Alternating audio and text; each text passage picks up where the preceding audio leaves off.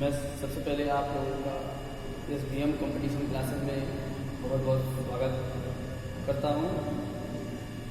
मित्रों, हम अपने वीडियो बनाने की प्रक्रिया को कंटिन्यू जारी रखेंगे और आप लोग के सामने आज हम अक्षांश और देशांतर पढ़ाने की कोशिश करेंगे। आज अक्षांश और देशांतर आप लोग को पढ़ाया जाएगा, क्योंकि भूगोल में इसकी बहुत ही महत्ता होती है, क्योंकि इसी पे जो भी स्थान है उसको निर्धारित किया जाता है।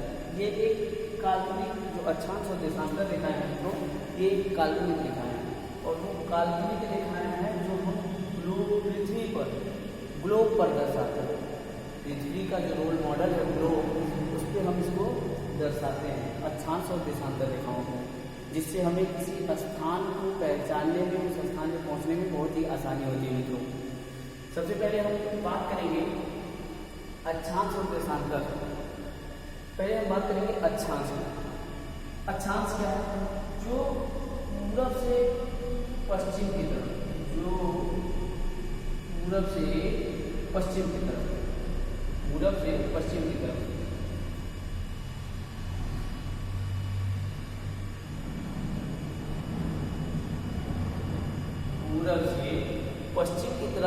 पूरब से पश्चिम की तरफ खींची गई काल्पनिक रेखाएं हैं, इसी को अक्षांश रेखाएं कहते हैं। जिससे हम किसी भी स्थान का निर्धारण करते हैं। इससे हमारी जलवायु जो है, जलवायु का भी निर्धारण किया जाता है इसी अक्षांश रेखा से।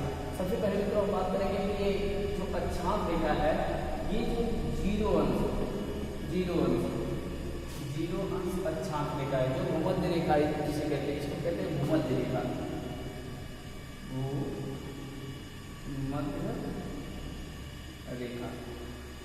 भूमध्य रेखा कहते हैं। इसको विषुवत रेखा भी कहते हैं, भूमध्य रेखा भी कहते हैं, विषुवत रेखा भी कहते हैं, और इसे इक्वेटर लाइन इंग्लिश में कहते हैं। इक्वेटर लाइन जो पृथ्वी को बीचों बीच विभाजित करती है, पृथ्वी के बीचों बीच विभाजित करती है, इसीलिए इसे भूमध्य रेखा नाम दिया गया है। भूमध्य रेखा मतलब भूमध्य पृथ्वी और मध्य माने बीच में, पृथ्वी के बीचों बीच जो रेखा खींची गई उसे भूमध्य रेखा कहते हैं, जो पूरब से पश्चिम खींची जाती है। ये भूमध्य रेखा के समानांतर जो खींची जाने वाली रेखाएं हैं, इसी को अक्षांश रेखा कहते हैं। इसी को अक्षांश रेखा कहते हैं। भूमध्य रेखा के समानांतर जो खींची जाती है मित्रों रेखाएं, इसी को अक्षांश रेखा कहते हैं। ये ऊपर और नीचे, उत्तर और दक्षिण में, भूमध्य रेखा के उत्तर और दक्षिण में दोनों तरफ खींची जाने वाली रेखाएं हैं। भूमध्य रेखा के उत्तर और दक्षिण में खींची जाने वाली रेखाएं, ठीक। भूमध्य रेखा के उत्तर और दक्षिण में खींची जाने वाली रेखाओं को अक्षांश रेखा कहते हैं। जैसे ये 0 अंश हो गया, ये हम 10 अंश मानेंगे। ये हमारा क्या है? 20 अंश। ये हमारा 30 अंश। ये हमारा 40 अंश। ये हमारा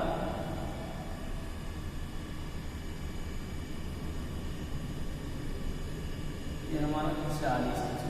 ये हमारा 40 अंश। ये हमारा 50 अंश। ये 60 अंश। ये 1 मिनट हमको विभाजन करना है 90, ये 2, ठीक। 10, 20 अंश, 30 अंश, 40 अंश, 50 अंश, 60 अंश, 70 अंश, 80 अंश और ये 90 अंश। तो ये जो छोटी सी बिंदु है ये 90 अंश है। कौन सा? 90 अंश। और ये उत्तरी बिंदु है, उत्तरी पूर्वी अक्षांश रेखा, अक्षांश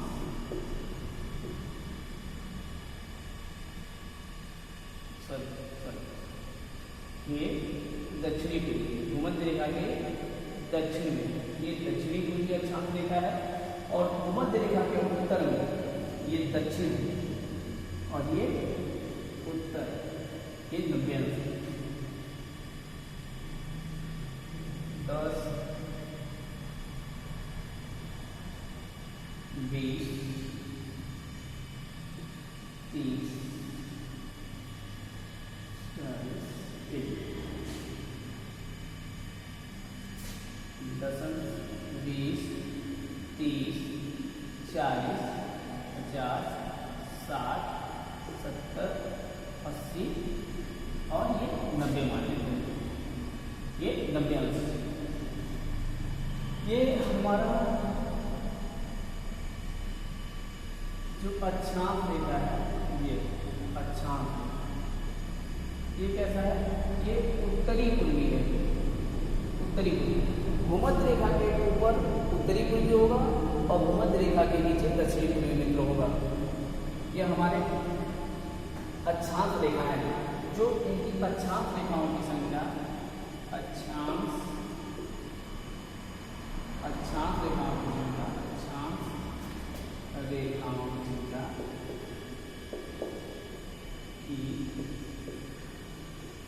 संख्या अक्षांश रेखाओं की संख्या कितनी है, 180 प्लस, देखिए 90 इधर 90 इधर 90 इधर 9 गुना 18, 180 प्लस ये इक्वेटर है, प्लस जब इक्वेटर करेंगे भूमध्य रेखा को, ये आपका हो जाएगा 181। कितने अक्षांश रेखा है, 181 अक्षांश रेखा है, 181 अक्षांश रेखाएं पाई जाती हैं पूरे ग्लोब पर।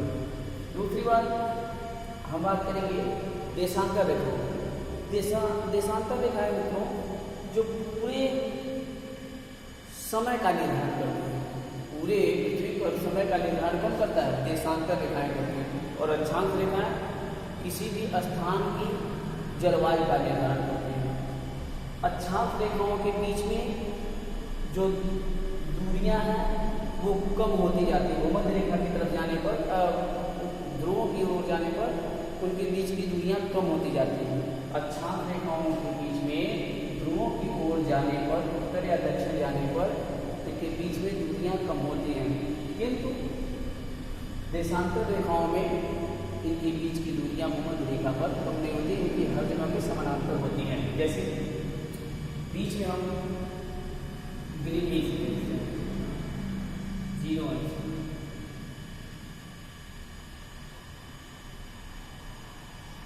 ये 90 अंश है, और ये हमारा 0 अंश, 0 अंश,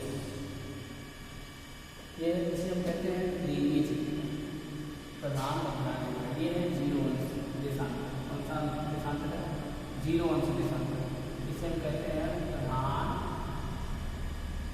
मध्यांतर रेखा, प्रधान मध्यांतर रेखा, ये प्रधान मध्यांतर रेखा जो इंग्लैंड ग्रीनविच से गुजरती है, इंग्लैंड के ग्रीनविच से होकर के गुजरती है, इसलिए इसका नाम ग्रीनविच रखा। इसके इसे प्रधान मध्यांतर रेखा और टाइम मेरिडियन लाइन भी कहते हैं, इंग्लिश में टाइम मेरिडियन लाइन और ग्रीनविच लाइन, और इसे प्रधान मध्यांतर रेखा भी कहते हैं, ग्रीनविच लाइन भी कहते हैं इसे। जो 0 अंश, 0 अंश देशांतर रेखा, 0 अंश देशांतर रेखा, ये देशांतर रेखा, देशांतर रेखा, 0 अंश देशांतर। अब इसी के समानांतर ग्लोब पर, इसी के समानांतर ग्लोब पर, इसी के समानांतर ग्लोब पर खींची गई रेखा को हम देशांतर रेखा कहते हैं। इसी के समानांतर खींची गई ग्लोब पर लाइन को देशांतर रेखा कहते हैं।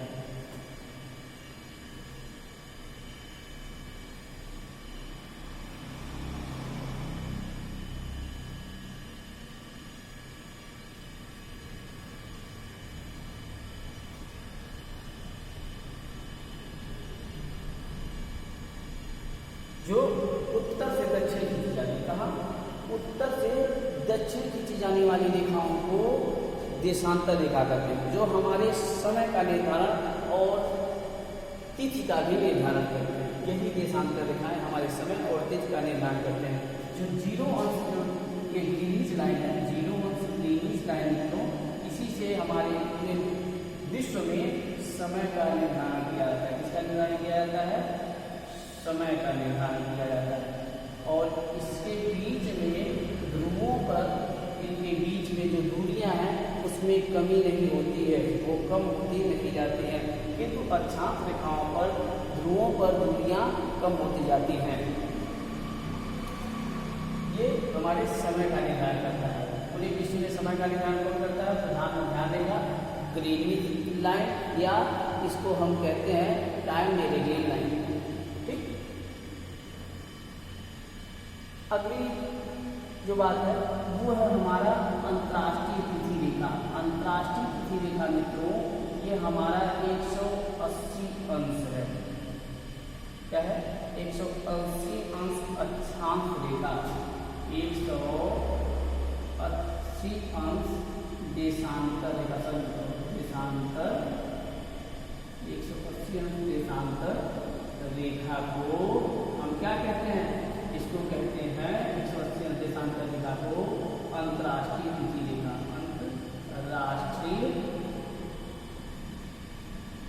अंतर्राष्ट्रीय तिथि रेखा, अंतर्राष्ट्रीय तिथि रेखा। इसी अंतर्राष्ट्रीय तिथि रेखा को जगह जगह पे मोड़ दिया गया है।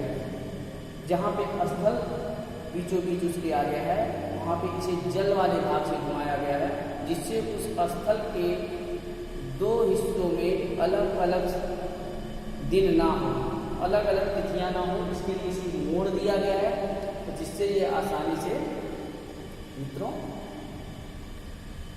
व्यवस्थित हो सके और उस स्थान पे एक ही दिन हो, इसलिए इसे जल वाले भाग से मोड़ दिया गया है। इसे प्रशांत महासागर से गुजारा गया है। इस प्रधान जो अंतर्राष्ट्रीय तिथि रेखा है 180 अंश, ये प्रशांत महासागर से गुजरा हुआ है। प्रशांत महासागर वाला जो एरिया है वहाँ से इसे गुजारा गया है। तो सबसे पहली बात, जो अक्षांश रेखा है, अक्षांश रेखाओं की संख्या कितनी है? 180 प्लस भूमध्य रेखा को लेकर के 181 अक्षांश रेखाएं हो जाती हैं। दूसरी बात मित्रों, देशांतर रेखा, देशांतर रेखा, देशांतर रेखा रेखाओं की संख्या, देशांतर रेखाओं की संख्या कितनी है मित्रों? यहाँ देखिए 180 अंश इधर और 180 अंश इधर, 180 प्लस 180, 180 प्लस 180 बराबर 360 अंश। कितने मित्रों? क्योंकि एक वृत्त में 360 अंश का कोण बनता है, इसलिए 360 अंश इसमें देशांतर रेखाएं पाई जाएंगी मित्रों। और प्रत्येक देशांतर एक देशांतर से लेकर के दूसरे देशांतर, एक देशांतर से लेकर के दूसरे देशांतर पर जाने पर 4 मिनट की समय लगती है, 4 मिनट की समय लगती है। जैसे ये देखिए 0 अंश है, ये है 20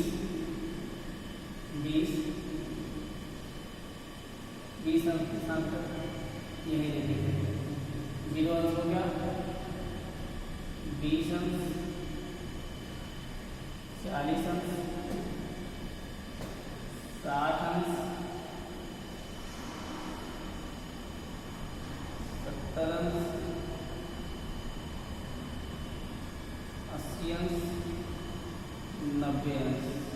मान लेते हैं इसको 4 9 8 4 दिया हुआ, ये हम इसको 10 अंश मान लेते हैं, 10 अंश या 0 अंश, ये हमारा 0 अंश, ये 0 अंश, ठीक है। यहाँ से हम इसके डिफरेंट लेके जा रहे हैं, तो ये कम से कम ये आपका 180 अंश तक है।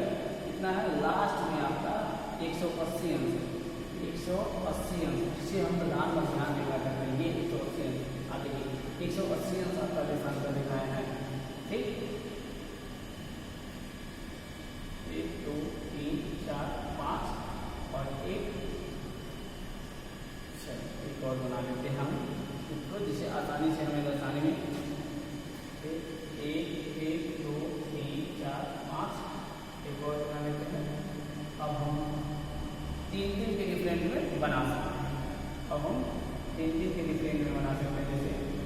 20 अंश,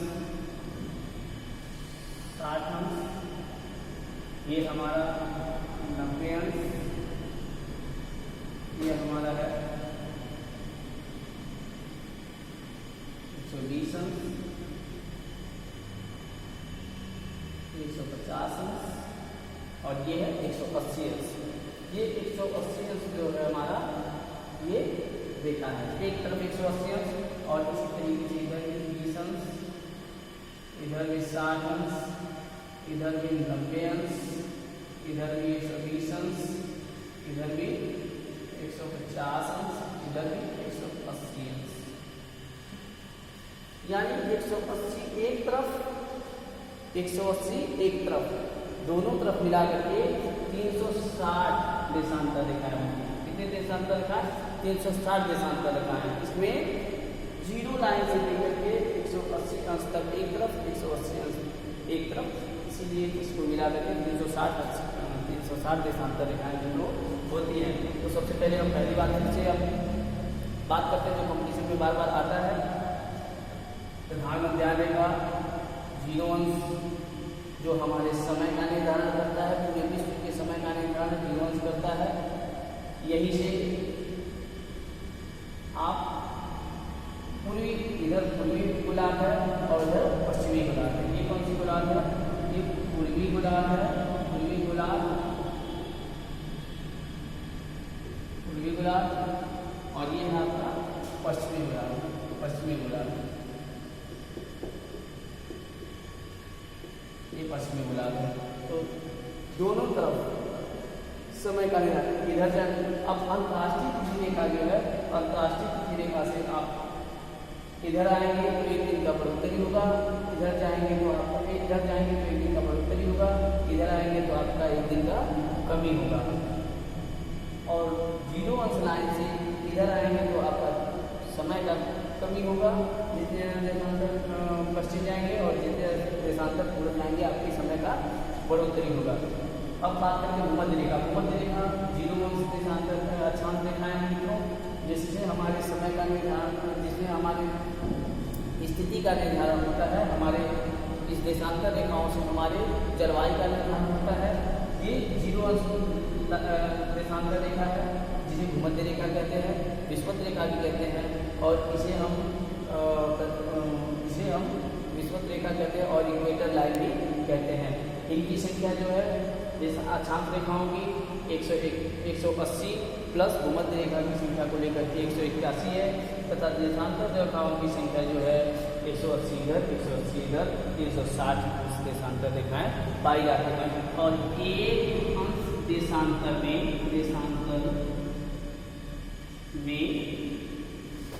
4 मिनट का समय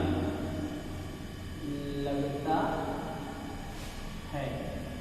एक देशांतर से दूसरे देशांतर, एक देशांतर से दूसरे देशांतर, एक देशांतर से दूसरे देशांतर के बीच जाने में 4 मिनट का समय लगता है। इसीलिए मित्रों एक घंटे में 15 अंश अक्षांश चलना पड़ता है, जिससे आपके एक घंटे का निर्धारण होता है। तो इस तरीके से हमने आपको आज अक्षांश और देशांतर के विषय में पढ़ाया मित्रों। आप लोग इसे बेहतर तरीके से समझिएगा। जो नहीं समझ में आएगा फिर से आप दोबारा इस कमेंट करिएगा, जिससे मैं इसे समझाने का प्रयास करूँगा। इसको एक नहीं, 2 बार नहीं, 10 बार देखिए, जिससे आप आसानी से समझ सकें और इसे आप भली बात समझने का प्रयास करेंगे मित्रों। क्योंकि ये वीडियो बनाना प्रारंभ हो गया है और ये वीडियो कंटिन्यू पढ़ती जाएगी यूट्यूब पे। और ज़्यादा से ज़्यादा इस SBM कंपटीशन क्लासेस को आप शेयर करिए, लाइक करिए, चैनल को सब्सक्राइब करिए, जिसके लिए आप लोग का बहुत बहुत धन्यवाद मित्रों। नमस्कार मित्रों।